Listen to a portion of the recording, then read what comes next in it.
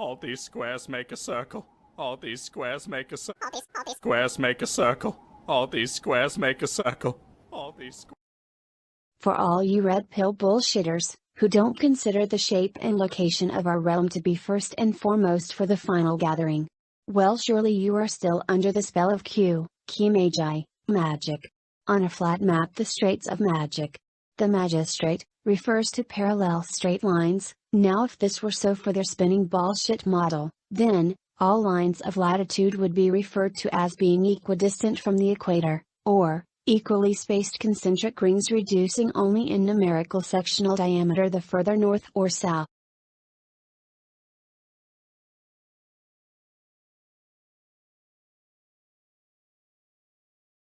Hence the word parallel is used to incorrectly describe degrees of latitude. The clue: parallel does not imply any numerical equidistance is maintained between any three or more latitudes traversal north or south. Cartographers among you will know what I'm referring to. Google this rotunda in Washington, D.C. DuPont. A curious streetway roundabout with 9 passageways. You will note all streets here appear to end in the letter N and W. If looking for northwest, this must surely be the proverbial land of the lost. The street in question, P Street, aligns perfectly and points directly to, you guessed it, St. Helena Island, Australia.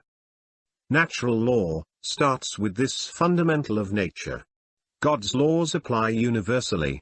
You and I, one, of equal verse, and any other making such claim whilst still holding an imbecile's belief that the Earth is a 1,000 mile per hour spinning water ball, with atmosphere and gas pressure next to an infinite sky vacuum, is truly lost.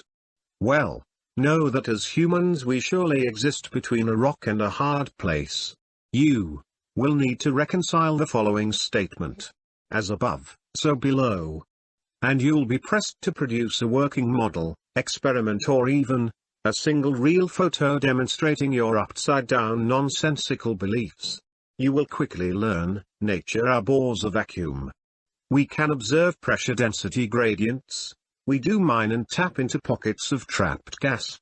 Grasp these simple facts and you will realize empty space and prolonged weightlessness are not possible. As for the musketeer and sparse ex-lunatics, you might consider it this way: a real submarine will never fly. God's fundamental laws only work on our observably water-level plane. And we are only momentarily detained, trapped as it were within a small landlocked circle between the equidistance of 66° horizontal lie zones, traversing north and south on the maps provided to us by our collective enemy, all, the self-appointed luminaries, their religious denominations and icons of the realm. It is a tool for traveling through the universe. I shall use it to return to my time. Could it help us get back home as well? It doesn't quite work like that. You really do not know how big the world is. Over the past 2 centuries, the Q people have lost most of the knowledge they brought with them, Su Ying. At school, we learn only what the Q wish us to know of. For us, Tambu and Marlow are the world. We know nothing of what lies outside.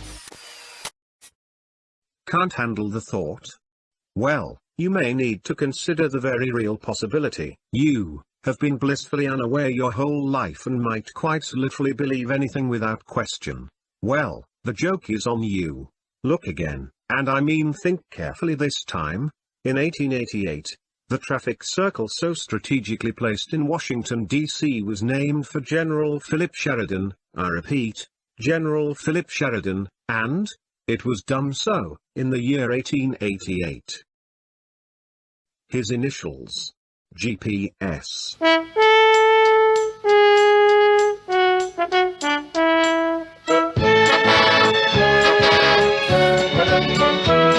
There once was a wealthy man who had a wonderful idea to bring children from all places with all kinds of faces together into a sailing ship. There were 40 boys and girls.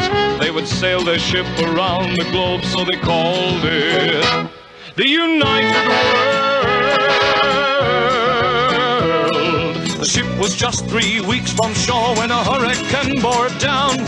The waves were big as mountains. They felt they would surely drown. They jumped into the lifeboats, rowed away from the wreck.